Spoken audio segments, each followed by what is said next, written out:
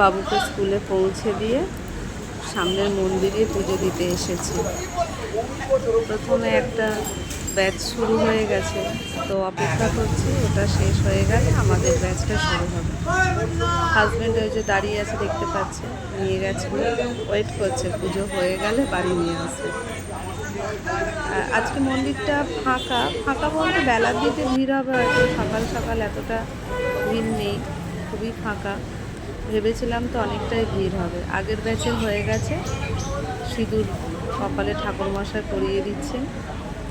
খুব ভালোভাবে পুজোটা হলো দেখলাম, দড়িও হাতে পরিয়ে দিচ্ছে ঠাকুরমশাই, প্রত্যেকের হাতেই দড়ি পরিয়ে দিয়েছে। এবার আমাদের ব্যাচের পুজো শুরু হয়েছে। সবাই যে যা ফুল নিয়ে গেছিলো সেগুলো একটা চুবড়ির মধ্যে ঢালে রেডি করা হচ্ছে, কারণ অঞ্জলি ওই ফুলগুলো দিয়েই হবে।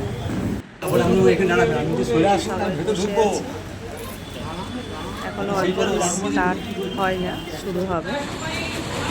অঞ্জলি শুরু হয়ে গেছে, চলছে অঞ্জলি।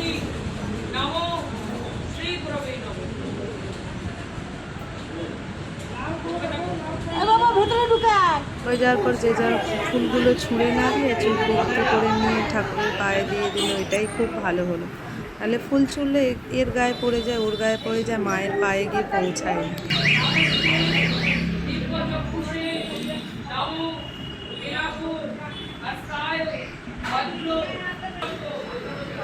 পুজো হয়ে যাওয়ার পরে ওখান থেকে প্রসাদ নিয়ে হাতে ঠাকুরমশাইয়ের কাছ থেকে দড়ি পরে বাইরে ধূপ আর মোমবাতিটা মাকে প্রণাম করে জানিয়ে শেষ হয়ে গেছে। এবার বাড়ি আসবো।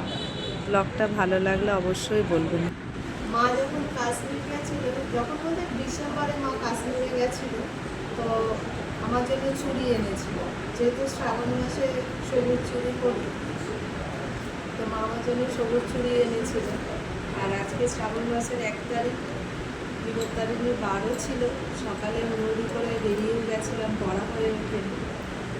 4টে আছে, 4টে পড়বো না, দুটো দুটো করে একটা একটা করেই পড়ব। চুড়িগুলো কেমন হয়েছে বলবো। চুড়িগুলো কেমন হয়েছে বলবেন। চুড়ি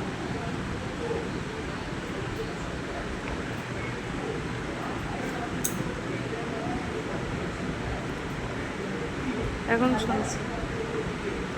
সন্ধ্যাবেলা পরে নিচ্ছি, আজকে শ্রাবণ মাস তো সেই জন্য।